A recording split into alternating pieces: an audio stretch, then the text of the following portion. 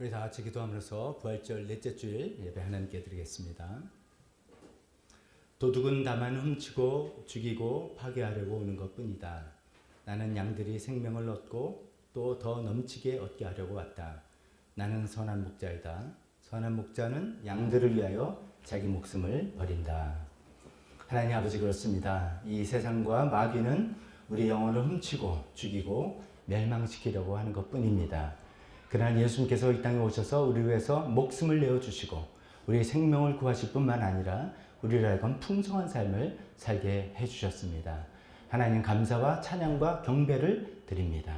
하나님 아버지, 부활로 인해서 하나님의 구원을 완성하심을 감사드립니다.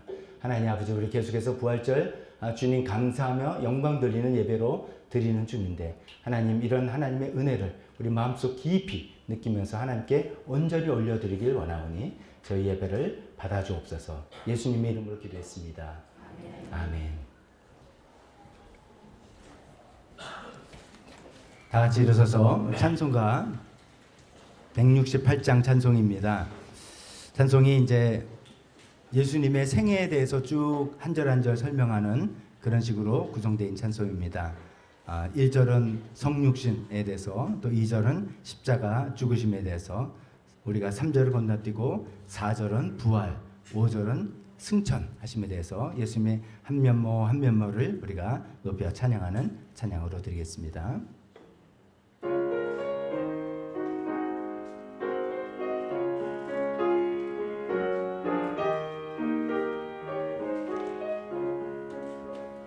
하늘의 찬송이 들리던 그날, 죄악이 가득한 그날 밤에 동정 영혼에서 탄생한 주님, 우리를 구하러 오신 예수. 살아서 사랑, 죽어서 구원, 묻혀서 내 죄를 담당하사 부활로 우리를 구하신 예수. 다시 오시리 영광의 그날, 갈보리 산으로 끌려가시사 십자가 위에서 죽으신 날, 가시관 쓰시고 피 흘리시사 우리를 구하신 구주 예수.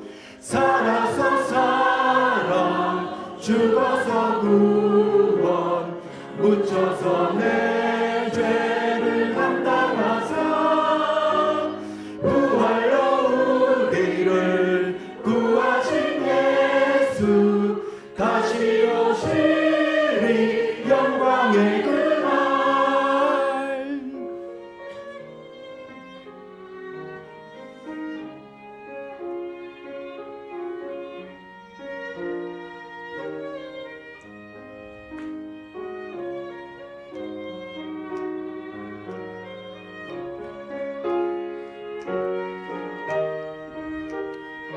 무덤이 예수를 못 가둔 그날, 무덤이 예수를 못 가둔 그날, 임봉한 그 돌이 굴러간 날, 죽음의 권세를 깨뜨린 주님, 하늘에 오르신 내 주 예수.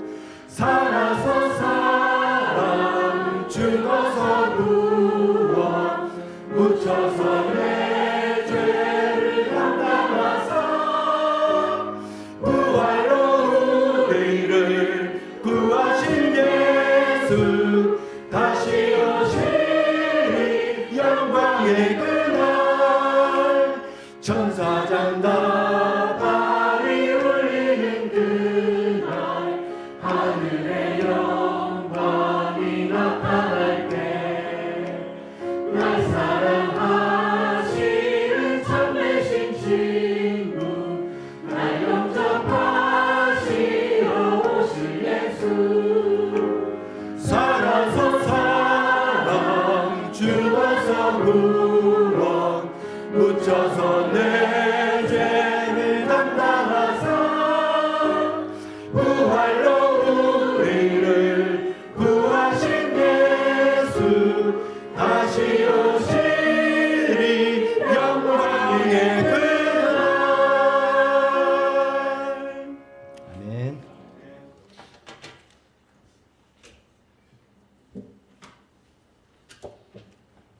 요즘 우리 야외는 실록의 계절입니다.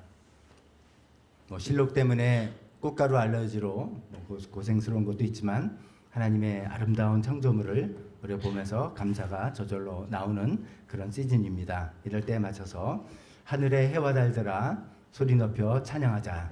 험한 산과 푸른 바다 모두 주를 찬양하자. 우리에게 모든 잔만물 피조물과 함께 우리가 우리 살아계신 우리 하나님을 높이 높이 찬양하는 시간 되었으면 좋겠습니다. 하나, 둘, 셋, 넷.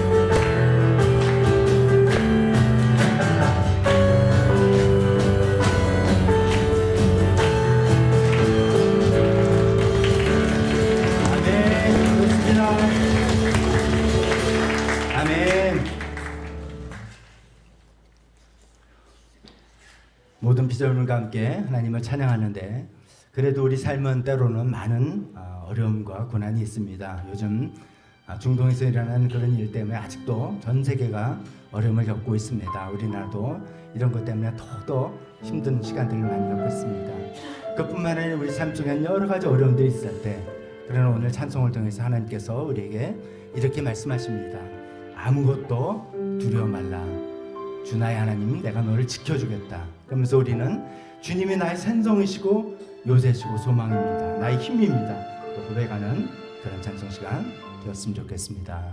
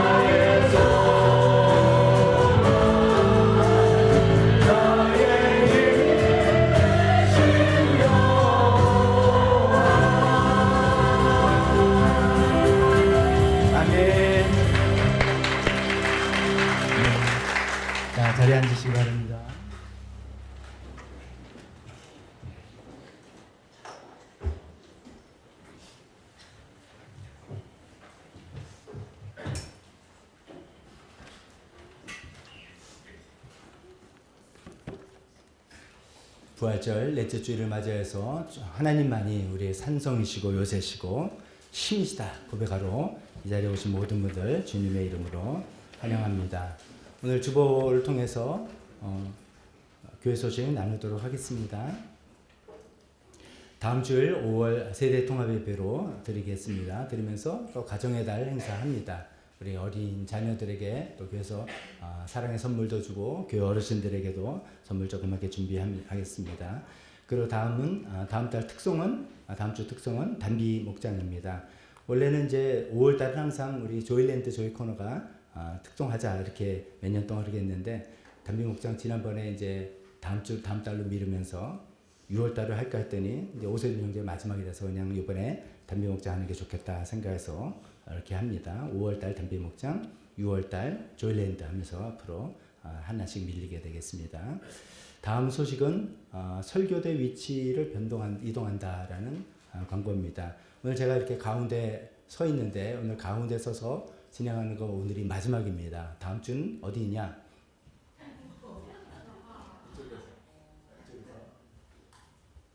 설교대를 이쪽으로 옮기려고 합니다. 그래서 찬양인도는 여기서 하고 설교 여기서 하는데 왜 그러느냐? 가운데 화면을 우리가 좀 잘 활용하려고 합니다. 찬양할 때도 그렇구만 설교할 때도 조금 이제 PPT를 제가 아직 익숙하지는 않지만 PPT를 많이 활용하면서 좀 비주얼 시대이다 보니까 그렇게 하려고 하고요. 우리 자녀들이 특송하고 할 때 우리 어른 성인들은 밑에 이렇게 서도 뭐 다 보이긴 한데 자녀들이 단위 올라서는데 그때마다 치우고 하는 게 굉장히 번거롭기도 하고 그래서 아예 단을 좀 옮기면 여러 가지로 해소가 되겠다 생각해서 그렇게 또 큰 시도를 해봅니다. 조금 처음에는 익숙하지 않고 이쪽 끝에 계신 분들이 화면이 좀 안 보일 수가 있는데 그런 것만 조정한다면 여러 가지 더 좋은 효과가 있을 거라 기대해 보면서 다음 주부터 시도해 보겠습니다. 다음 소식은 지난주에 간단히 말씀드린 결혼식 소식입니다. 오경수 자매님의 따님 정지연 자매 다음 주 주일 5월 3일 오후 2시에 결혼식이 있습니다. 오늘 부부가 참석했는데 잠깐만 일어서세요. 어떤 사람인지 보면서 축하한다고 미리 박수 칩시다. 축하합니다.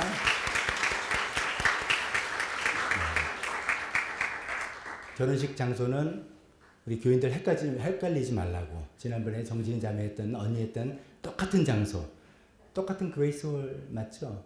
그레이스홀 그때도 홀은 달라요? 그럼 좀 헷갈리네요. 홀은 다르지만 같은 예식장입니다. 오후 2시에 그러니까 식사는 한 30분 전부터도 가능하다니까 여러분들 알아서 편하신 대로 이용하시면 되겠습니다. 많이들 참석해 주셔서 결혼 축하해 주시기 바랍니다. 5월 헌금위원 순은경 집사 또 이성현 형제 수고하시겠습니다. 특별기도 우리 전인재 어린이 위해서 시신경림에서 계속해서 기도해 주시고 서순자 아버님은 이제 퇴원하셔서 따님댁 강화에 있는 따님댁 하셨는데 붓기도 조금 이렇게 빠졌고요. 그다음에 이제 지팡이 짚고 몇 걸음도 걸으신다고 합니다. 그래서 이제 너무나 감사한 마음인데 어서 지팡이 없이 혹은 지팡이 있더라도 혼자서 이렇게 활동하실 수 있도록 그래서 교회 오셔서 함께 예배드리고 교제할 수 있도록 계속 기도 부탁드립니다. 이어서 교회 합병권에 대해서 우리 계속해서 기도하면서 하나님의 뜻을 잘 찾는 우리 모두가 되었으면 좋겠습니다. 해외 선교 네팔과 페루를 위해서 계속 기도하시고 나라와 북한 또 특히나 이란의 전쟁이 종전 협상이 되는 듯 말듯 벌써 몇 주째 이렇게 좀 지연되고 있는데 생각을 해보면 6.25 때도 그랬던 것 같아요. 6.25 때도 휴전 협상이 굉장히 협상 기간이 길었던 것 같습니다. 원래 그때가 제일 길게 협상을 하는 거니까 우리가 조금 더 인내하면서 빨리 이것이 끝나서 전 세계적으로 모든 것이 다시 정상으로 돌아갈 수 있도록 기도해 주시면 좋겠습니다. 시간에 대표 기도하고 헌금 시간으로 이어지겠습니다.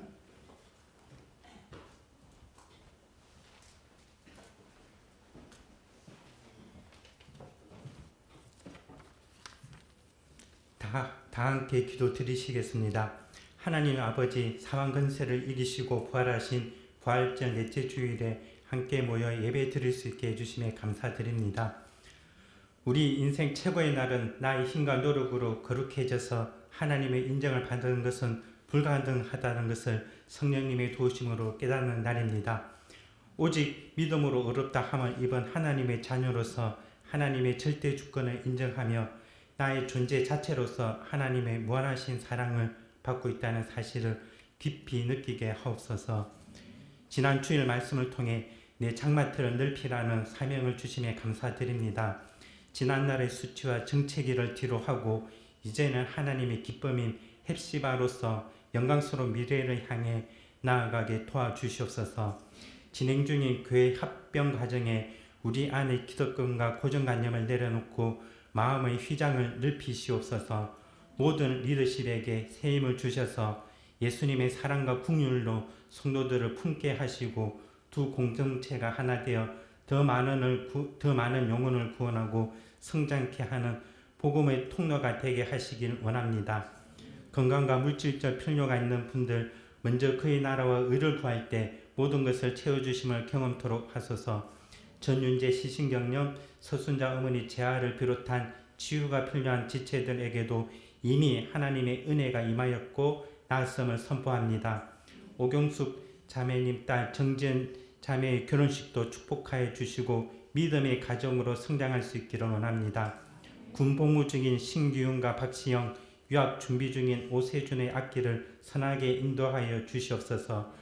교회의 반석인 청년들에게 주님의 지혜를 주시고 청년의 때의 창조주를 기억할 수 있도록 기도와 말씀으로 무장시켜 주시길 원합니다. 주일학교를 부흥케 하시고 인도하시는 전도사님과 선생님들에게 말씀의 능력과 지혜를 더하사 성령 충만케 하시고 모든 것이 부족함이 없게 채워 주시옵소서.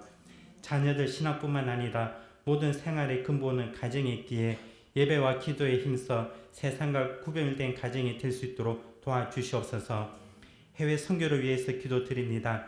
네팔시티 미션교회 라지 목사님과 페루의 장인성 장에스더 선교사님 사역에 기름 부어 주시어 하나님 나라 확장에 걸림돌을 제거하여 주시고 자녀들을 돌봐 주시며 전도의 열매가 풍성히 맺어질 수 있도록 도와주시길 원합니다. 이란의 전쟁과 혼란스러운 상황도 하루빨리 마무리되어 고통받는 영혼이 없도록 인도하여 주시옵소서.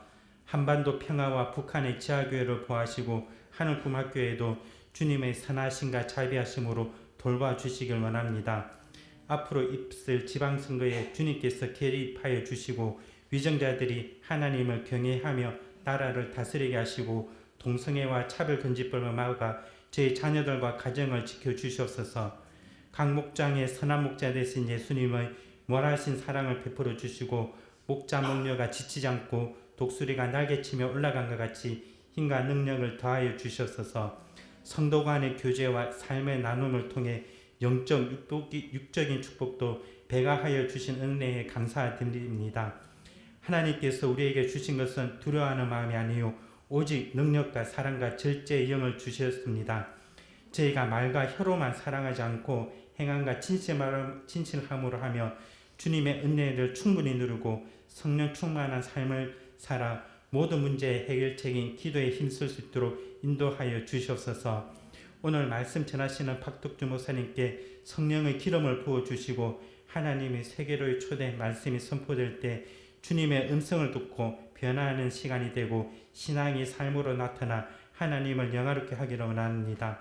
감사드리며 이 모든 말씀 예수 그리스도의 이름으로 기도드렸습니다.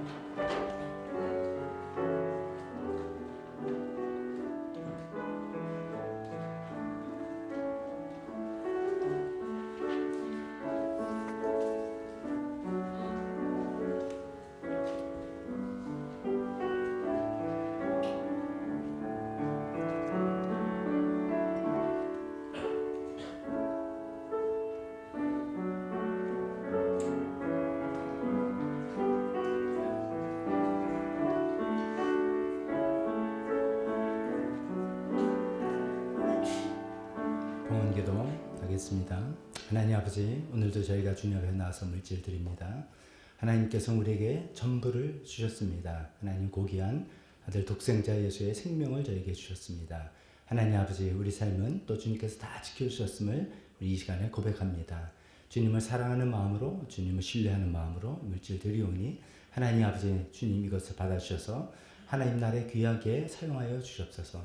물질이 사용되는 곳마다 하나님 사람들이 마음이 열리고 길이 열리고 아름다운 열매들이 맺혀지는 놀라운 축복을 우리가 볼 수 있게 도와주시옵소서.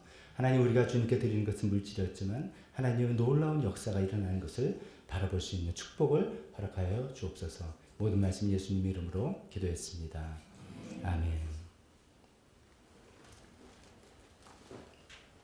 설교 시간입니다. 우리 다 같이 일어서서 설교 본문 같이 봉독하겠습니다. 오늘은 이사야서 55장 말씀입니다. 1절에서 8절 중에 일부를 발췌해서 같이 읽도록 하겠습니다. 먼저 1절에서 2절 잠깐 쉬었다가 6절, 7절 그리고 마지막으로 8절 그렇게 읽겠습니다. 시작. 너희 모든 목마른 사람들아 어서 물로 나오라. 돈이 없는 사람도 오너라. 너희는 와서 사서 먹되 돈도 내지 말고 값도 지불하지 말고 포도주와 젖을 사거라. 어찌하여 너희는 양식을 얻지도 못하면서 돈을 지불하며 배부르게 하여 주지도 못하는데 그것 때문에 수고하느냐. 들어라. 내가 하는 말을 들어라. 그러려면 너희가 좋은 것을 먹으며 기름진 것으로 너희의 마음이 즐거울 것이다. 6절에서 7절 시작. 너희는 만날 수 있을 때에 주님을 찾아라. 너희는 가까이 계실 때에 주님을 불러라. 악한 자는 그 길을 버리고 불의한 자는 그 생각을 버리고 주님께 돌아오너라. 주님께서 그에게 긍휼을 베푸실 것이다. 우리의 하나님께로 돌아오너라. 주님께서 너그럽게 용서하여 주실 것이다. 8절 시작. 나의 생각은 너의 생각과 다르며 너의 길은 나의 길과 다르다. 주님께서 하신 말씀이다. 아멘.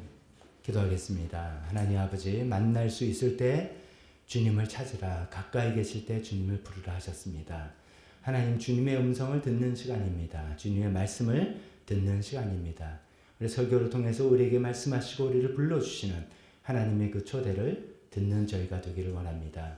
하나님, 우리 인간 세계에서 하나님의 그 고차원적인 세계로 들어갈 수 있는 저희가 되기를 원합니다. 성령님 도와주시옵소서. 예수님 이름으로 기도했습니다. 아멘. 자리에 앉으시기 바랍니다. 오늘 중간 본문 중간에 6절 7절 너희는 만날 수 있을 때 주님을 찾아라 라고 하는 그 부분 너무나 귀한 부분입니다. 여러분들 표시해 놓고 정말 내가 힘들 때마다 하나님과 관계가 조금 멀어졌다라고 느낄 때마다 찾아서 읽으시면서 용기를 얻으시고 그럴 때 하나님께서 우리를 너그럽게 용서해 주시고 받아주시는 하나님의 사랑을 경험할 수 있을 거라 생각합니다. 오늘은 이제 55장 순서가 됐습니다.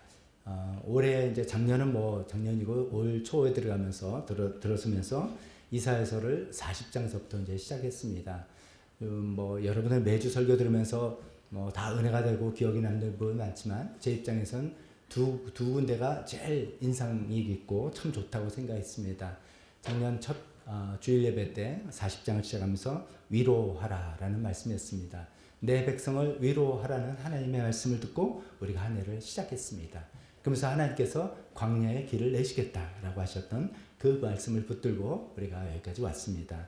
그 다음에 또 기억이 남는 것은 이사야서 53장 우리가 사순절 때 여러 차례 살펴봤던 예수님께서 우리를 대신해서 고통, 고난을 당하셔서 우리가 나음을 입고 하나님의 자녀가 됐다는 그런 말씀입니다. 그런 이제 40장서부터 시작해서 53장에 이르러서 이제 55장까지가 이제 물론 이사야서는 66장까지 또 남아있지만 여기가 또 한 단락이라고 우리가 생각을 하고 있습니다. 이 한 단락에 오늘 마지막 피날레가 55장이 된다. 이렇게 이해하시면 좋겠습니다. 어쩌면 40장에서 너희를 내 백성을 위로하라 하신 말씀 또 위로 구체적인 분으로서 예수님을 소개한 그 모든 내용의 모든 약속이 현실이 되는 피날레다라고 이렇게 생각해도 좋을 것 같습니다. 오늘 본문 말씀의 핵심은 제일 마지막에 적어놓은 8절입니다. 나의 생각은 너의 생각과 다르며 너의 길은 나의 길과 다르다. 하나님과 우리가 생각과 길이 다르다. 고차원적인 하나님의 생각 이런 것들을 우리가 살펴보려고 합니다. 우리 이 말씀 참 좋아하시는 분들이 많이 있어요. 그래서 저도 우리가 이제 뭐 어떻게 계획하고 생각했는데 그거와 뜻밖의 그거 말고 다른 길로 이렇게 해서 문제가 내가 생각하지도 못한 더 좋은 방법으로 탁 해결됐다. 이럴 때 역시 하나님의 생각은 우리와 달라. 하나님 차원이 다르셔. 이렇게도 많이 인용합니다. 물론 그것도 맞는 말씀입니다만 오늘 여기서 저는 세계관이 다르다는 이야기를 하고 싶습니다. 우리 인간들, 사람들이 갖고 있는 세계관과 하나님의 세계관이 차원이 다르다. 그 하나님의 차원의 세계관으로 우리를 초대하신다. 이런 말씀으로 생각해 보려고 합니다. 우리는 이제 살면서 이런저런 모양의 초대를 받곤 합니다. 오늘 저희가 이제 주보 광고하면서 정지연 자매의 결혼식 이야기하면서 자신의 이 주보 광고를 통해서 우리 연교인들을 초대하신 겁니다. 이런 뭐 결혼식 초대도 받고 뭐 돌잔치 초대를 받기도 하고 어떤 이런 사적 모임 초대를 받기도 하고요. 또 이제 굉장히 크고 공적인 모임의 초대를 받는 경우도 종종 가끔 있습니다. 여기 우리 교인 중에 혹시 뭐 청와대 만찬에 초대 받으신 그거 없이 뭐 그러면 뭐라 그럴까요? 국무총리 만찬에 이런 거 없으세요? 아유, 다행입니다. 저도 없어요. 저도 그런 큰 초대였고, 그래서 제가 가장 큰 초대가 뭔가 했더니 딱히 떠오르지 않아요. 그냥 저는 평범한 삶을 살았나 봅니다. 근데 이제 뭐 그런 큰 어떤 자리에 초대받았다. 그러면은, 그러면서 내가 이거 옷은 제대로 입고 가야 될 텐데, 드레스 코드가 뭔지, 이런 것도 생각하고 머리가 좀 복잡해지기도 하죠. 그러면서 이 초대받을 때 자연스럽게 생각하는 게 내가 뭐 초대받을 자격이 되는 건가? 이런 거죠. 예를 들어서 결혼식도 길거리 있는 사람과 다 오세요. 이런 건 아니잖아요. 지인들, 가족들, 뭐 친지, 뭐 이렇게 뭐 범위가 있지 않습니까? 그래서 내가 이렇게 초대받을 관계인가? 자격이 되나? 이런 것도 생각해보고 특히 큰 행사면은 가면서 내가 초대받았네. 내가 이 정도 자격은 되는 거네. 이런 이제 자격을 생각해 보게 됩니다. 그럼 오늘 이제 이 초대에 대한 이야기인데 이사야서 55장 이 말씀은 굉장히 독특한 그런 초대입니다. 우리가 일상적으로 세상에서 생각하는 것과는 다른 성격의 초대다라는 것을 먼저 말씀드리면서 어떻게 다른 것인지를 본문을 통해서 생각해 보겠습니다. 첫 번째 이제 하나님의 초대에 대해서 1절과 2절에서 이야기하는데 두 가지 특징을 이야기하고 있습니다. 첫 번째는 아무런 자격을 요구하지 않는다. 아무런 자격을 요구하지 않는 그런 성격의 초대를 하나님께서 우리에게 하고 계신다는 것입니다. 1절에 제가 다시 읽어보면 너희 모든 목마른 사람들아 어서 물로 나오너라. 돈 없는 사람도 나오라. 나중에 돈도 내지 말고 값도 지불하지 말고 포도주와 젖을 사라. 여기 이제 포도주와 젖은 생필품, 생명의 필수적인 것, 이걸 우리 먹고 살아갈 수 있는 그런 물건이다라고 생각한다면 이런 것들을 돈 내지 말고 값 지불하지 말고 와서 사라. 가져가라. 이런 초대를 하고 있습니다. 우리 경제 논리로 보면 전혀 말이 안 되는 불가능한 일입니다. 우리 보통 쓰는 것처럼 세상에 공짜 점심은 있다 없다. 없다. 다 공짜인 줄 알고 다 호의를 베푸는 줄 알았더니 나중에 다 기대하는 게 있더라. 그래서 서로 그게 기대가 안 맞으면 관계가 어그러지더라. 이거 다 경험했습니다. 세상은 공짜 점심이 없습니다. 값을 지불해야지만 어떤 내가 원하는 거 얻는 게 세상의 시장 원리고 세상 원리고 시장 원리입니다. 그런데 하나님께서는 오늘 저에게 초대하는 이 초대는 돈 없는 자들을 부르시는 초대입니다. 이 초대에는 조건이 있다면 딱 하나입니다. 나는 없어요 하는 거예요. 나는 모자랍니다. 부족합니다. 라는 것을 인정하는 사람들이 받아들일 수 있는 초대입니다. 세상은 유능한 자를 부릅니다. 그러나 하나님께서는 자신의 유능하지 못한 무능함을 인정하고 고백하는 자를 부르시는 그런 종류의 초대입니다. 이 초대의 입장권은 세상에서는 능력, 뛰어남, 잘남 이거지만 하나님의 초대는 부족함, 목마름, 하나님을 매달림 이런 초대장을 가지고 들어가는 그런 성격의 초대를 누구나에게 주시는 그런 초대를 하나님께서 하고 계십니다. 두 번째 이 하나님의 초대가 또 다른 것은 우리 영혼의 만족을 채워주기 위한 잔치로 초대다 이런 것입니다. 우리가 보통 어떤 초대 잔치를 가면은 일단 좋은 음식이 쫙 차려져 있는데 아닙니까? 아니 사람을 불러놓고서 이게 뭐야? 이런 경우도 있잖아요. 그리고 이제 분명히 다음 주에 이제 결혼식 참석하면 분명히 이제 호스트들이 그러실 겁니다. 아유 뭐 식사나 잘 음식 괜찮았어요 뭐 이렇게 이야기합니다. 초대해서 잘 먹는 게 굉장히 중요한 파트입니다. 그래서 하나님께서 우리를 초대할 때 뭘 음식을 잘 차려놓고 막 잘 먹이려고 하는 그런 초대인가?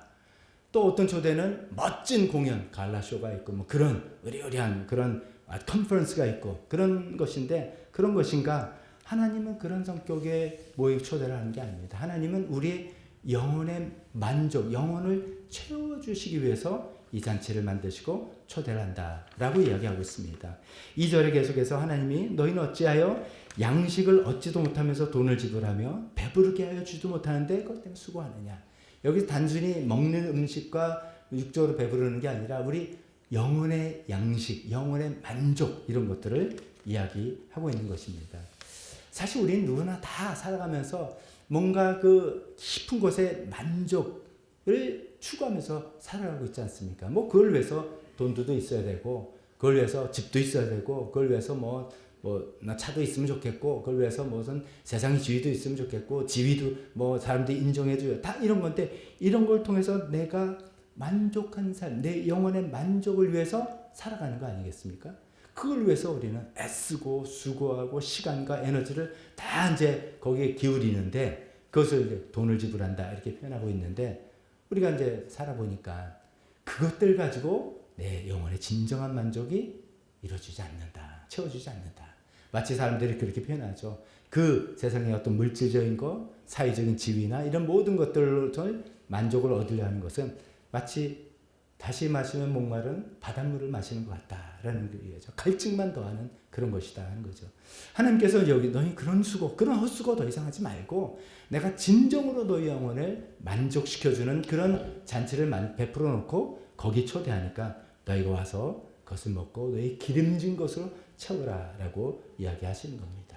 그래서 하나님 우리 영혼의 만족을 위해서 불러주시는 초대다라는 점에서 또 다른 점이 있습니다.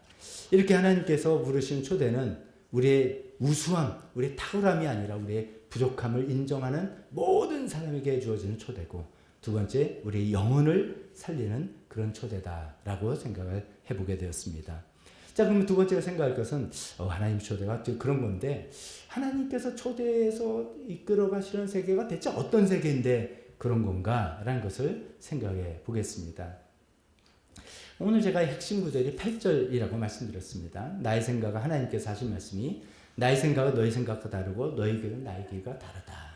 이런 것들이 우리가 다들 지난번에 우리 MBTI 이야기도 하면서 사람들의 성격도 다르고 생각하는 방식도 다 다르고 당연히 다르지 이런 이야기가 아니라 어쩌면 우리가 이 세상을 바라보는 세계관이 너무나 다르다.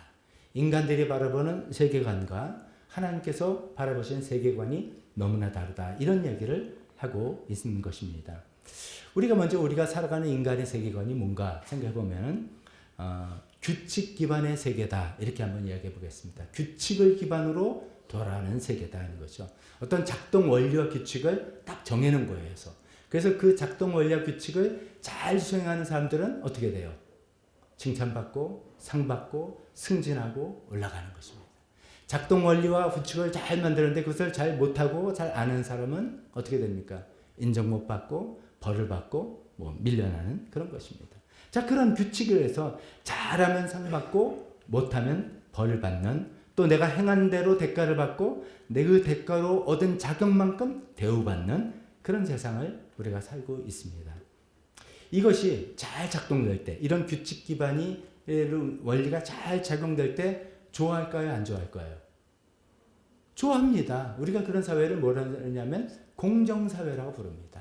그렇지. 노력한 대로 얻는 대가를 얻는 것이고 그런 사람들이 잘 누리는 게 당연한 거지. 네가 노력 안 했으니까 모자라는 것이지. 당연한 거지.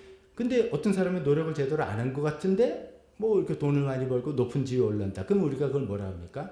저긴 분명히 부정부패가 있고 뭔가 짬짬이가 있고 이런 거야. 그건 불의한 거야. 이렇게 이야기하지 않습니까? 우리는 그것을 공정사회라고 생각합니다. 그만큼 우리는 규칙 기반의 세계를 갖고 있는 것이죠. 이런 규칙 기반의 세계가 사실은 굉장히 합리적이고 좋은 점이 많습니다. 그게 아니면 무질서니까 더 어려워지는 것이죠. 그렇지만 이것에는 치명적인 맹점이 있다는 것입니다. 이 치명적인 맹점 때문에 우리가 이런 것으로 채울라 해도 우리 영혼이 만족이 안 되는 것이죠. 제가 생각해 두 가지 치명적인 맹점을 한번 생각해 보겠습니다. 첫 번째, 이 규칙 기반에 따라서 돌아가는 다면 이 규칙이 공정해야 된다라는 것이 전제 조건이지 않습니까? 근데 때로는 이 규칙이 공정해 보이지가 않는다 이런 것이죠. 우리가 흔히 그런 표현 쓰죠. 기울어진 운동장이다. 뭐 이런 거잖아요. 똑같이 열심히 하면 되는 것 같은데 누구는 먼저 10보 앞장서서 출발하게 시스템이 됐다. 이건 내가 아무리 열심히 노력해도 되지 않는 거잖아. 운동장이 기울어졌네. 이건 나는 지는 게 뻔히 정해진 이게 무슨 규칙이냐. 뭐 이런 것이죠. 또 누구는 골대를 넣었는데 골대가 막 이동해요. 골대가 여기다 해서 막 해서 골대를 딱 했더니 미안합니다. 골대 여기로 옮겼습니다. 그럼 또 여긴가 막 했더니 미안합니다. 절로 옮겼습니다. 아니 위에서 기득권 증인이 이렇게 바꿨다 저렇게 바꿨다 자기 마음대로 바꾸는 거예요. 입시제도 바꾸고 뭐 취업 뭐 시스템 바꾸고 뭐 이렇게 바꾸니까 이게 공정하지 않다 이렇게 되는 것이죠. 그래서 규칙 기반이 공정한 것 같지만 사실 우리 인간들이 부패해서 그런지 이 기득권의 담합이라든지 시스템적인 오류라든지 이렇게 돼서 도대체 객관적으로 공정할 수가 없다는 것이죠. 결국 인간이 만든 규칙은 완벽한 공정을 실현해낼 수 없다는 것이 우리의 문제라는 것이죠. 오히려 공정이란 이름하에 또 다른 부정부패가 생기는 그런 것이 인간들의 한계라고 볼 수가 있겠습니다. 또 하나 이 기준이 흔들린다는 거 말고 또 하나의 이 규칙 기반의 세계의 문제는 뭐냐면 우리 영혼이 이런 것 때문에 피곤하다는 겁니다. 피곤하다. 이 규칙 기반의 사회는 필연적으로 비교 경쟁의 세계입니다.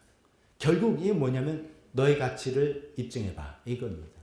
너는 얼만큼 봉급받을 자격이 있는 사람이야. 너는 얼만큼 보너스 받을 자격이 있는 사람인지 입증해봐 이런 것이죠. 다른 사람과 비교하고 업무 성과 지난해와 비교하고 이래서 계속 끊임없이 자기의 가치와 자기의 자격을 입증해야만 되는 그런 시스템에 들어가는 것이죠. 사람 주변 사람들이 얼마나 많은데 맨날 경쟁하고 내가 좀 잘하면 뭐 나보다 더 잘하는 사람이 생기면 내가 안 되는 거니까 초조하고 불안하고. 요즘 이제 사회학자들이나 심리학자들이 전부 다 그런 이구동성으로 그런 얘기를 하더라고요. 2026년 대한민국 얼마나 잘 살겠다는 나라입니까? 정말 많은 나라들이 부러워하는 사회입니다. 지금 뭐 전 세계적으로 이란 때 문제가 있다 그래도 우리나라에도 버팀이 반도체가 잘해놨다. 메모리 사업 뭐 한때 삼성전자가 큰일 났다 문제다 그러더니 또 삼성전자가 지금 떠지라고. 그 덕분에 우리나라가 좀 먹고 살고 든든하다. 이렇게 다른 나라에서는 부러워하지만 정작 우리 사회에 살고 있는 우리 대한민국의 국민들의 마음속에 대표적인 심리 하나를 짚자면 불안. 대표적으로 불안이 든다는 거죠. 이게 언제까지나 가능할 것인가? 내 미래가 정말 보장이 되는 것인가?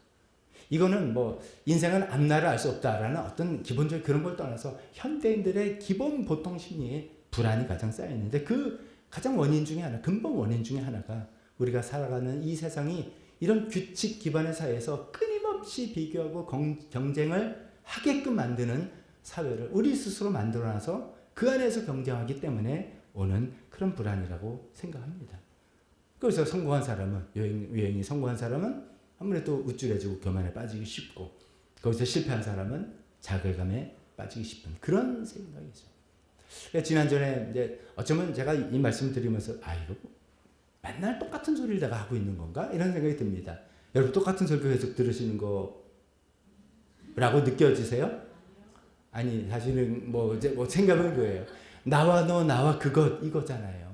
그러니까 우리 규칙 기반으로 만드니까 전부 나와 그것의 관계잖아요. 인격적인 관계 없이 나와 그것을 비교 경쟁하고 우린 불안하고 심령의 만족이 없는 그런 사회라는 것입니다.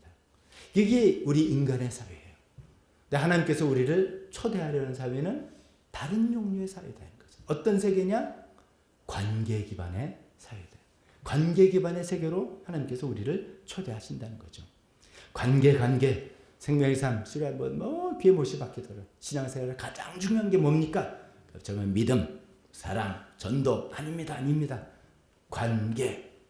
하나님과 우리의 사랑의 관계. 우리 이웃과의 사랑의 관계 이게 신앙에서 가장 중요하다는 것을 계속 강조하고 싶은데 이런 세계를 하나님께서 우리를 초대하신다는 것이죠. 인간의 관계하고 비교해 봅시다. 우리 인간관계는 이제 가족이나 이런 독특한 관계 외에는 사회적으로 만나는 사람들은 전부 다 계약 관계인 것 같습니다. 계약 조건이 있죠. 어떻게 하면 어떻게 한다. 회사 출근해서 어떻게 또 업무 실적을 내면 거기에 상응하는 어떤 봉급을 준다. 뭐 등등 이런 계약 관계죠. 그 조건이 잘 이루어지지 않으면 계약은 즉시 파기되는 거나 마찬가지죠. 그래서 인간관계 계약은 늘 차갑고 좀 드라이하고 뭐 이런 거지 않습니까? 반면에 하나님과 우리의 관계, 하나님께서 우리를 부르실 때 우리와 맺는 것은 계약이라고 표현하지 않고 뭐라고 표현합니까? 약은 약인데 어떤 약? 언약이라고 표현합니다. 언약. 계약은 contract이라고 생각한다면 언약은 좀 전문 용어를 써서 covenant라고 씁니다. 언약을 맺었다 이렇게 됐습니다. 이 언약은 조건을 서로 맞춰서 조건을 맞춰서 하는 것이나 그것이 아니라 하나님과 내가 어떤 관계에 들어갔느냐를 통해서 맺어지는 것이죠. 우리가 인간 사회에서도 그런 언약 관계가 있지 않습니까? 부모와 자식 관계. 너 이번에 성적이 좋으니까 아직까지는 우리 집에 부모 집에 살 자격이 있어. 근데 성적이 어느 정도 떨어지면 그때 다시 한번 재고해보자. 이런 집안이 어디 있습니까? 그냥 언약 관계로 들어가는 거잖아요. 그런 대표적인 것처럼 하나님께서 우리와 관계를 맺은 게 그런 언약 관계라는 것이죠. 네가 하는 거 잘 봐서 나중에 어떻게 봐. 이게 아니라는 것이죠. 인간관계는 다 그렇게 되는데 하나님이 우리를 부르신 것이 그런 언약 관계라는 겁니다. 그런 언약 관계를 잘 설명하는 단어가 우리 교회에 있습니다. 단어가. 우리 교회 퀴즈, 카페 이름 뭡니까? 헤세드. 헤세드가 무슨 뜻입니까? 헤세드가 이런 뜻을 담고 있어요. 헤세드를 정확히 제가 번역한다면 이럽니다. 언약에 기초한 끝없는 사랑. 두 가지입니다. 언약에 기초한 끝없는 사랑이 헤세드입니다. 헤세드를 우리말로 번역하기가 참 어려워요.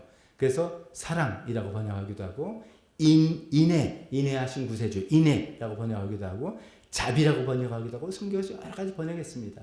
근데 그 내용이 뭐 사랑하나 인내가 아니라 아니 한번 딱 언약을 맺으면 도대체 이 끝이 안 나는 거예요. 하나님께서 놔주지를 않으시는 하나님 우리를 포기하지 않으시는 거예요. 그 왜 그런가 했더니 언약을 맺었기 때문이에요. 하나님께서 우리 한번 딱 언약을 맺으시면 그걸 절대로 포기하고 내어주지 않는 우리가 망해버리고 우리가 뭐 깨박차고 우리가 실패하고 해도 하나님께서는 계속 붙들어 주시는 그런 관계라는 것이죠. 그런 관계로 하나님께서 우리를 불러주시는 전혀 다른 인간의 사회와 다른 그런 관계로 우리를 불러주셨다는 것입니다.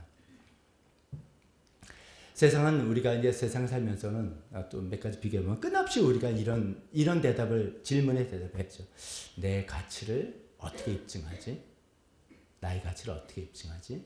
나의 어떤 실력으로, 나의 어떤 재치로, 나의 어떤 미모로, 나의 어떤 푸근한 성품으로 여러 가지 나름대로 자기의 가치를 인정하는 노하우들이 다 있고 다 있습니다. 끊임없이 자기 가치를 인정하려고 막 애를 쓰는 겁니다. 그게 좋아요. 인정받아도 좋은데 그 밑에는 피곤함이 있다는 거죠. 피곤함. 하나님께서는 우리에게 어떤 질문을 하시냐면은 너는 나와 어떤 관계이니? 너는 나의 사랑 안에 거하고 있니? 이거를 하나님께서 끊임없이 물으십니다. 그러니까 우리가 그 안에서 안심하고 평안을 누릴 수가 있다는 것이죠. 자, 그래서 오늘 이 말씀, 이 초대입니다. 하나님께서는 우리에게 규칙 기반의 세계에서 막 힘들고 드라이하게 살고 있고 짐지고 살고 있는 우리에게 하나님께서 그러지 말고 일로 와. 내가 너를 초대한다. 이 하나님의 세계에 내가 너를 초대한다. 네가 있는 그대로 내가 너를 받아주마. 너의 잘못한 것은 네가 책임지지 못하니까 내가 아들 예수를 보내서 담당하게 하고 너와 언약을 맺고 내가 평생 끝까지 책임져 주마라는 이런 세계로 하나님께서 우리에게 초대하신다는 것입니다. 여러분 이런 초대 좋으세요? 안 좋으세요? 초대에 응하시고 싶습니까? 아닙니까? 아멘이시죠. 우리 모두 이 초대를 통해서 구원을 받고 하나님의 자녀가 되고 하나님의 백성이 된 것입니다. 자, 그런데 세 번째로 말씀드린 것은 이렇게 쉽게 그냥 초대에 응했습니다. 아멘 할렐루야 끝나는 게 아닌 것 같은 생각들이 좀 드는 거예요. 당연히 우리가 할렐루야 하고 응했는데 그렇게 초대를 응하고 산다고 하면서도 이상하게 내 삶이 과거의 습성을 버리지 못하는 그런 문제들이 있는 것 같아서 그걸 좀 살펴보겠습니다.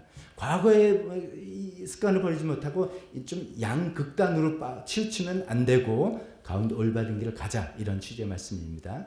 한쪽 극단에 치우치는 건 뭐냐면은 율법주의입니다. 율법주의. 율법주의는 뭡니까? 우리 하나님 율법, 하나님께서 우리 보러 이렇게 해라, 이렇게 해라, 이렇게 해라 하는 거 있잖아요. 저렇게 하면 안 된다, 저렇게 하면 안 된다, 이런 거 있잖아요. 뭐 살인하지 말고, 미워하지 말고, 용서해라, 감사해라, 이런 것도 이제 율법 조항이 있을 텐데, 그거를 당연히 우리가 지켜야죠. 당연히 이렇게 지켜야 되는데, 그것을 의무 조항으로 생각해서 주의, 이즘으로 딱 만들어 버리는 거죠. 그래서 그 안에 그게 좀 도그마, 교리처럼 딱 되는 것입니다. 그래서 이런 결과가 나타납니다. 집사님 왜 이렇게 교회 열심히 하세요? 아니 너무 훌륭하십니다. 교회 수고해서 너무 감사한데 어떻게 열심히 하십니까? 그런데 말은 교회를 사랑하고 하나님께 감사하고 제가 맡은 바가 이렇게 다 이야기는 다 우리가 멋있게 하는데 그 속마음을 가만히 들여다보면 복 받으려고, 이렇게 하면 복 받으려고, 아니면 반대로 이거 안 하면 벌 받을까 봐, 이런 생각이 듭니다. 그게 뭡니까? 아까 인간 세계, 규칙 기반의 세계하고 똑같은 거죠. 잘하면 상 받고 못하면 벌 받는 이런 규칙과 똑같은 마음이 작동돼서 그 마음 때문에 겉으로는 절대로 이렇게 말 안 하죠. 유치하시군요. 이런 소리 듣기 싫으니까 겉으로는 막 우리가 배운 여러 가지 하나님의 영광을 위해서 주님을 이렇게 표현하지만 마음속에 저 깊은 곳에 잘해서 열심히 해서 우리 자녀 잘 되게 하려고. 좀만 잘못하면 어찌 벌 받을까봐. 그래서 이제 조금만 안 좋은 일 딱 생기면, 내가 이거 벌 받은 거 아니야? 첫 번째, 이런 생각으로 빠지는 어떤 율법주의에 빠지기가 쉽다는 겁니다. 힘들어요, 그러면. 어떤 일을, 교회를 맡아서 어떤 일을 해도 내 마음속에 늘, 할 수 없이 해야지. 내가 하면 할 사람 없어. 이렇게 표현하지만, 해야지. 또 우리 애들이 잘 되겠지. 이거 해야지 우리 집안이 좀 하나님께서 복 주시겠지. 이것마저 안 하면 하나님께서 이런 생각을 하면 내 마음이 피곤한 거다 이거죠. 사회랑 똑같은 방식이라는 거죠. 자기만 그럴 뿐만 아니라 남들도 그런 잣대를 봅니다. 나는 그래서 막 뻑뻑거리면서 하고 있는데 안 하는 남들을 보면 이뻐요, 미워요. 저 사람은 저 사람은 왜 저래? 왜 저 정도밖에 못해? 예수 믿은 지 몇 년 된 것 같은데 아직도 저만족거리고 결코 정말 저 사람 때문에 내가 더 힘들게 해야 되잖아. 등등 비난과 정죄와 이런 걸 계속 피곤한 거예요. 피곤한 거예요. 율법 지켜야 됩니다. 제가 오늘 이 말씀에 하나님께서 하라는 거 하나도 필요 없어요. 이 말이 절대는 아니라 그것이 주의이즘이 돼가지고 거기에 딱 깔아맞춰서 자기 자신을 탁달하고 남들을 피곤하게 만드는 율법주의에 빠지지 말자는 겁니다.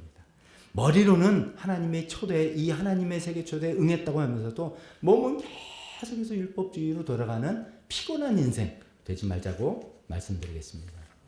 두 번째 반대 극단은 뭐냐면요. 이쪽 반대 극단은 하나님께서 결국 그러니까 은혜로 나를 늘 용서해 주시고 받아주시는구나. 여기도 봐. 하나님께로 돌아가라 긍휼을 베풀어 주시고 너그럽게 용서해 주신다. 그러니까 좀 잘못해도 어떡하겠어. 하나님 어떻게 하시겠어. 용서해 줄 거. 결국은 용서해 줄 거 내가 다 알아. 이렇게 해서 막 살아가는 그런 사람들. 그거를 은혜 남용주의다. 이렇게 표현을 해보겠습니다. 이건 전문적인 용어는 도덕 폐기론자 이렇게 하는데 그건 너무 딱딱하잖아요. 은혜를 남용하는 거예요.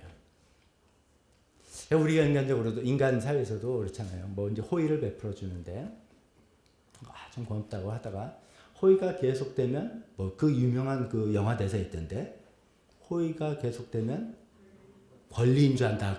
권리인 줄 안다. 이런 얘기죠. 호의를 계속하니까 권리인 줄 알아. 이제 이 호의를 계속 하나님께서 베풀어 주는데 이거를 하나님은 용서하시는 분이지 이래가지고 그거를 막 남용할 때 예를 들어서 제가 이제 어떤 분에게 그랬다고 생각해서 어떤 분에게 막 호의를 베풀었는데 이분이 저의 호의를 당연한 걸로 여기고 그냥 제 마음을 속을 막 이렇게 힘들 때 제가 기분이 나쁜 거 당연한 거죠. 그죠? 제가 이거는 수양이 덜 되거나 그런 게 아니라 그런 반응이 되는 거 당연한 거죠. 그죠? 이거를 더 정확히 말하면 제가 모욕감을 갖게 되는 겁니다. 남의 선의를 악용할 때, 남의 선의를 남용할 때 선의를 베푼 사람은 모욕감을 느끼는 겁니다. 여러분 실제로 안 느껴보셨어요? 그런 경우 있으시지 않았어요? 여러분 막 좋은 의미를 막 베풀어 줬는데 아니 이 사람이 하다 보니까 뭐 이렇게 될 때 이게 이 사람이 나를 이렇게 함부로 대하는 거야 라는 모욕감을 느끼지 않습니까? 하나님의 은혜를 남용할 때 그게 하나님께는 커다란 모욕이 된다는 거예요. 하나님은 모독하는 일이라는 거죠.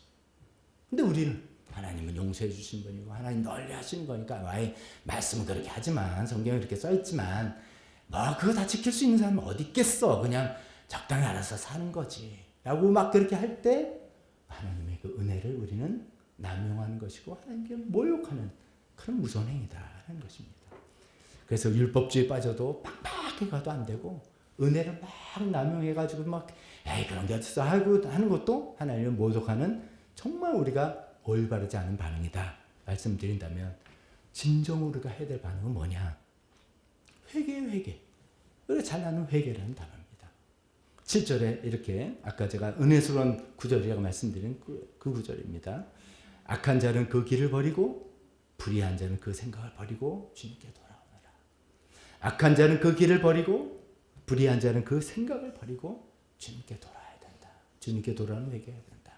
우리가 이 세상에 살면서 하나님을 모르면서 살았던 그러면서 지났던 모든 악한 생각과 행동들과 습관들 다 버리고 회개하고 주님께로 돌아오라는 것이죠. 우리가 예수님 믿고 살아가면서도 예수님 믿는다고 하면서도 또 하나님 뜻대로 생각하지 않고 하나님 방식대로 살아가지 않는 모든 잘못된 걸 다 회개하고 버리고 주님께로 돌아오라는 거지 않습니까? 그런 의미의 회개가 우리가 진정으로 올바로 응답할 수 있는 방법입니다. 여기서 회개를 근데 행동과 습관과 말투 이런 거 고치라는 그런 분명한 구체적인 디테일보다 오늘 제가 말씀드린 것처럼 세계관이라고 생각합시다. 우리 세계관을 바꾸라는 회개인 것입니다. 세계관을 뜯어 고치라는 그런 응답으로서의 회개를 이야기하는 것입니다. 내 힘으로 내가 살아갈 수 규칙 기반에서 내가 잘했으니까 당연히 나는 얻을 수 있어 라고 생각하는 이런 겁니다. 실제로 그래서 우리가 하나님께도 이렇게 하잖아요. 하나님 제가 주님 위해서 내가 이렇게 헌신도 했고 이렇게 희생도 했는데 이게 뭡니까? 보상심리 듭니다. 아니 여러분들 공감을 하나도 안 하시는 표정이에요. 이건 둘 중에 하나예요. 여러분 하나님 위해서 희생한 게 없거나 아니면 너무 거룩해져서 그렇거나 제가 한번 다시 말씀드려볼게요. 하나님 제가 주님 위해서 이렇게 희생하고 헌신했는데 이게 뭡니까? 라는 생각을 보상심리가 든단 말입니다. 듭니까 안 듭니까? 안 드신대요. 우리 이승희 수사님 그래도 여전히 안 드신대요. 뭐 희생을 많이 하셨으니까 뭐 그건 아닌 것 같고 성화되신 분 같아요. 부럽습니다. 들게 마련입니다. 제가 목회하면서 이런 생각 얼마나 많이 들었는지 솔직히 좀 부끄러워서 일일이 말씀 못 드립니다. 주님 제가 목회한다고 잘 했는데 이게 뭡니까 이런 생각 얼마나 많이 들었겠습니까? 근데 이게 다 뭐냐면 규칙 기반의 세계에서 아직 벗어나지 못한 거예요. 내가 뭐 동전 하나 넣었으면 물건이 하나 나와야 되는데 하나님 왜 안 주십니까? 이거잖아요. 이 보상심리 돌이키라 이거죠. 또 내가 내 힘으로 자격을 하나님께서 뭘 자격을 줘? 내가 내 힘으로 열심히 해서 자격을 얻겠습니다. 성경 딸딸딸 외우고요. 뭐 레위기 그 어렵다는 레위기 거꾸로 읽겠습니다. 뭐 거꾸로 암송하겠습니다. 등등 뭐 나름대로 막 만들어서 뭐 해보고 뭐 자격 왜 하나님께서 줘요? 저는 그걸 싫어요. 제가 열심히 완벽하게 해서 자격 얻겠습니다. 라고 하는 교만 내려놔라.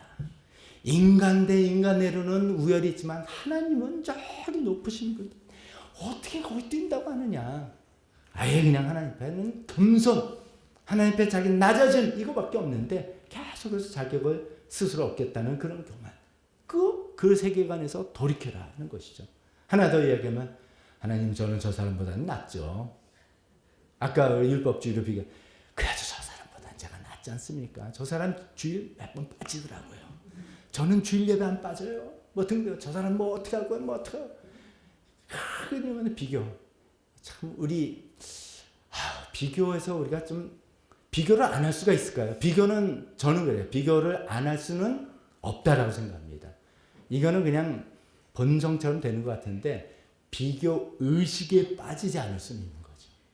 비교는 그냥 딱 보면 저 사람 나보다 키가 크다 작다. 이거 어떻게 안 봅니까? 저 사람 나보다 뭐 등등 얼굴 잘생겼다 못생겼다 뭐 다 되는데 비교 의식에 빠져서 저 사람을 평가해버리고 가치를 매겨버리고 정죄해버리고 하는 그런 비교의식, 그거 우리 규칙 기반의 세계, 인간 세계의 세계관이지 않습니까? 하나님은 우리를 그렇게 대하지 않으셨지 않습니까? 하나님께서 우리 볼 때 키 몇 센치 이거 자르시지 않으셨지 않습니까? 그런 세계에서 돌이키는 회개를 하라고 하나님께서 우리를 부르십니다. 그런 의미에서 진정한 회개를 하면서 악한 자는 그 길을 버리고 그런 사고방식과 세계관을 내려놓고 불의한 자는 그 생각을 버리고 세상에 살던 그런 방식들을 버리고 주님께로 돌아오는, 주님께로 회개하는 우리 모두가 되었으면 좋겠습니다. 자, 이게 정말 잘 되고 있는지 안 되는지를 점검을 한번 해보기 위해서 딱 한 가지만 짧게 말씀드리고 오늘 말씀을 마치겠습니다. 다 좋은 말씀인데 그렇게 살면 좋죠 이렇게 생각하는데 내가 얼마대로 지금 살고 있는가 아닌가를 점검해보는 체크포인트로 한 가지 말씀드립니다. 자, 우리는 살아가면서 다 어떤 행동들을 이렇게 하는데 그 행동할 때마다 할 때 그 동기, 어떤 일을 하는 동기가 있어요. 영어로 motivation 이런 게 있죠. 여러분들 오늘 아침에 일찍 일어나서 차려입고 교회 오셨을 때 동기, 어떤 동기로 여기 오셨습니까? 라고 제가 인터뷰한다면 당연히 하나님께 예배드리러 왔죠. 라고 이제 하실 겁니다. 100점입니다. 근데 그 파고 하면 또 딴 게 있을 수도 있어요. 주일 빠지면 또 분명히 우리 목자님께서 근데 왜 안 왔냐 전화하고 다른 사람들이 괜히 쓸데없는 오해받고 갔다 오는 게 나아. 그냥 갔다 오는 게 속 편해. 라든지 교회 와서 내가 사람들에게 물건 좀 이렇게 주고 전달 받을 것도 있고 나눠줄 것도 있고 그래서 할 일이 있어. 라든지 여러 가지 동기가 있을 수도 있겠죠. 자, 그런 얘기를 하는 겁니다. 우리가 삶을 어떤 행동할 때는 여러 가지 동기가 있는데 첫 번째 가장 밑에 동기는 이익 기반의 동기예요. 이 일을 하는 게 나한테 이익이 되느냐 아니냐죠. 여러분 이익 안 되는데 어떤 일을 하는 분 계세요? 거의 없을 겁니다. 거의 없을 겁니다. 있긴 있어요. 예수님처럼. 그러나 거의 없을 겁니다. 그래도 어떤 일을 안 하면 불리하기 때문에 하는 거예요. 그거 해버려야지. 이렇게 되는 거예요. 되게 이제 우리가 가장 1차적 동기, 어떤 이 일이 나한테 유익을 주느냐, 반대로 이 일을 안 하면 나한테 불이익이 오는가. 이런 거 이익 기반으로 일을 하자, 말하자 이렇게 합니다. 두 번째는 어떤 또 동기가 있냐면 자기가 스스로 결정한 가치와 판단, 자기 신념에 의해서 움직이는 분들도 있어요. 이 일을 하면 자기는 손해예요. 목숨이 날아갈 수도 있어요. 금전적으로는 손해를 볼 수도 있어요. 그래도 자기가 믿는 분명한 가치관 때문에 그 일을 하는 분들이 있습니다. 예를 들면 옛날에 독립투사, 가족 다 버리고 자기가 희생했는데도 나라의 독립을 위해서 그 가치관을, 자기 신념을 위해서 자기 몸을 던지는 그런 분들이다. 이거입니다. 그래서 나는 치사하게 이익 쫓아 다니는 사람도 아니야. 왜냐면 우리가 그런 사람들이 눈에 보면 이익을 쫓아하는 사람은 되게 이렇게 보이잖아요. 저 사람이 저 사람한테 잘하는 이유는 뻔해. 나올 게 있으니까 또 저렇게 하는 거지. 예수님도 그런 얘기를 근데 하셨잖아요. 우리가 베풀고 받을 게 없는 사람한테 베풀어라. 그런 얘기 하셨잖아요. 근데 우리는 그렇게 안 한단 말이에요. 이렇게 주면은 저 사람이 뭘 주고 이게 될 만한 사람한테 주로 이렇게 친절하게 잘하고. 그게 하나도 기대되지 못한 사람한테는 그냥 미니멈으로만 면피하고 이런 거. 이게 이제 보이는 거예요. 자아중심적 가치관과 신념이 있는 분은 유치하고 정말 치졸하게 짜겠다. 그런 거 아니야. 나는 내가 믿는 바대로 내 신념대로 살아가는 거야. 이렇게 살아가는 분들이 있어요. 훌륭하다고 볼 수도 있습니다. 고상하다고 볼 수도 있습니다. 그러나 하나님과 관계에서는 관계 없어요. 자기 신념이 제일 중요한 거예요. 그건 문제가 있는 거예요. 자기 신념대로 살아가는 거죠. 그 신념이 하나님께서 인정하는 신념일 수도 있고 아닐 수 있는 게 문제예요. 아닌데도 그냥 소위 우리가 그래서 똥꼬치 뿌리고 자기 마음대로 멋있게 나는 이렇게 살아가는 그런 거다 볼 수 있겠습니다. 세 번째로는 관계 때문에 움직이는 겁니다. 이 일이 나한테는 아무 이익이 안 되고 오히려 손해가 될지라도 이 관계에서 하나님께서 나한테 묶어주는 관계 때문에 내가 이것을 한다. 이걸 우리가 희생, 헌신이라고 하잖아요. 부모님이 자식을 키우면서 아이를 잘 키워놓으면 나중에 내 노후 대책에 도움이 되리라. 이렇게 생각하고 키우는 부모님들이 옛날엔 좀 있죠. 옛날에 그런 시스템이었죠. 근데 최근에 제가 뉴스를 보고 깜짝 놀랐어요. 마처 세대라는 거예요. 올해 요새 50대, 60대 세대가 마처 세대예요. 맞나? 부모를 봉양하는 마지막 세대에다가 자녀로부터 받을 수 없는 처음 세대. 그래서 마처 세대. 나네? 딱 여기 많은 분들. 요새는 그렇습니다. 그러니까 그거에 내려놔야 될 것 같아요. 그런 거 아니라 정말 그 관계 하나님께서 나에게 준 부모와 자식 관계 때문에 사랑하는 관계 때문에 그냥 희생하고 하는 것이 뒷일을 계산하고 오거나 이것이 나의 신념이 이러지 않았습니까? 관계를 기반해서 움직이는 사람이 하나님의 세계의 사람이죠. 그런 마음에서 내가 교회에서 어떤 행위를 해도 내가 일을 하면 뭐 인정을 받고 지금 하나님 복을 받고 이게 아니라 감사해서 하나님 은혜 감사해서 다른 거 하나도 없어요. 저는 하나님 은혜 감사해서 안 할 수가 없는 거죠.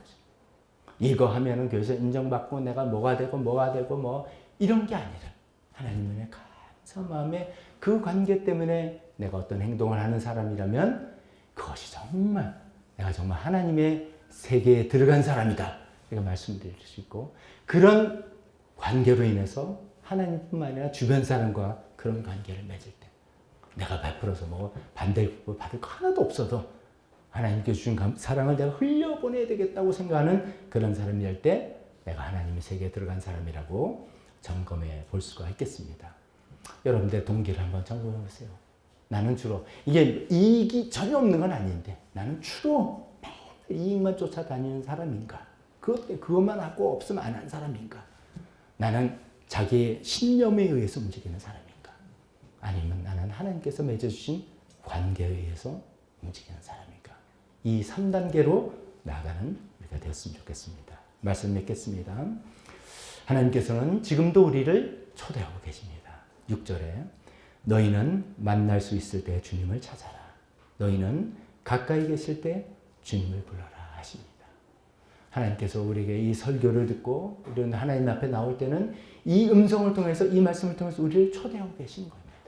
더 이상 그 인간 세계, 그 규칙 기반의 세계에서 빡빡하고 힘들게 살지 말고 하나님의 세계로 와라.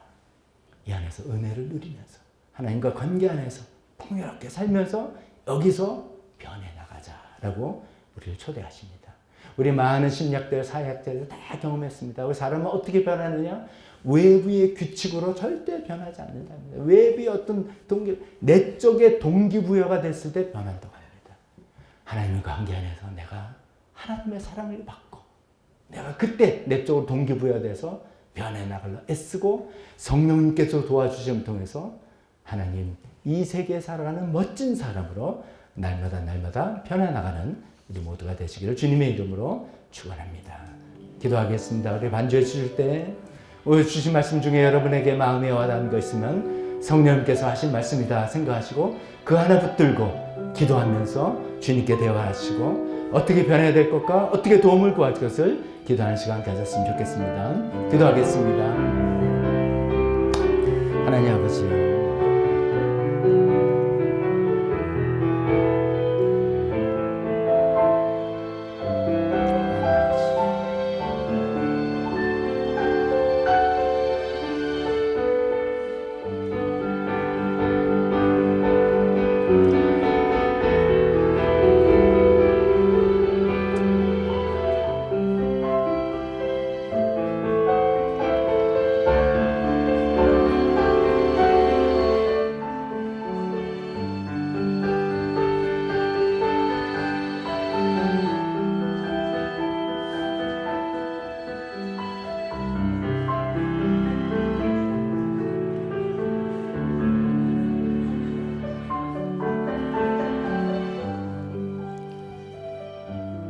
하나님 아버지, 우리를 하나님의 세계에 초대해 주셔서 감사합니다.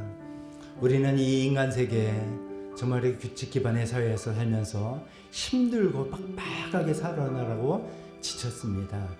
하나님, 그러나 하나님께서 우리를 초대하셔서 하나님께서 우리의 관계로 기반해서 언약을 맺는 관계로 들어가자라고 우리를 초대해 주셨습니다. 헷세드 언약으로 주님 관계를 맺자라고 우리를 불러주셨습니다. 그 안에서 하나님과 관계를 맺으며 하나님의 사랑과 은혜를 누리며 살 그런 세계로 우리를 초대해 주셨습니다. 우리는 기꺼이 그 세계로 들어가기를 원합니다. 오 하나님, 우리가 그 세계에 들어가서 그 세계에 살고 있는지를 여러 가지로 점검해 보았습니다. 주님, 저는 이익을 쫓아서 움직이는 사람입니까? 하나님, 자기 신념대로 움직이는 사람입니까? 아니면 하나님과 맺은 그 관계 때문에, 하나님께서 우리에게 붙여주신 인간의 관계 때문에 움직이는 사람입니까? 오 하나님 아버지, 그렇게 되는 사람들이 되기를 소원합니다. 그렇게 돼서 변화되는 사람, 그래서 멋진 사람 되기를 간절히 소원하오니 주님 도와주시옵소서. 예수님 이름으로 기도했습니다. 아멘. 우리 다 같이 일어서서 초청시간, 초청 활시 찬송 주거 뒤에 있는 찬송 가사 가지고 찬송하겠습니다.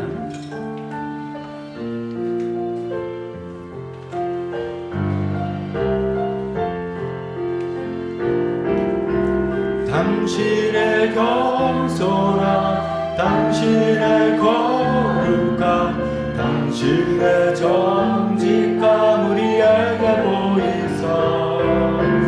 내 안에 교만함, 내 안에 천박함, 내 안에 거짓된 모두 벗어버리고 어린 양 예수 따라가는 우리 되게 하소서. 축도하겠습니다. 지금은 우리 주 예수 그리스도의 은혜와 하나님 아버지의 사랑하심과 성령님의 교통하심이 하나님의 세계로 초대를 받아서 그 세계에 기꺼이 들어가기를 소원하며 그 하나님의 세계의 사람다운 세계의 사람답게 살기로 결단하는 여기 있는 모든 분들 머리 위에 지금부터 영원토록 함께 있을지어다. 아멘.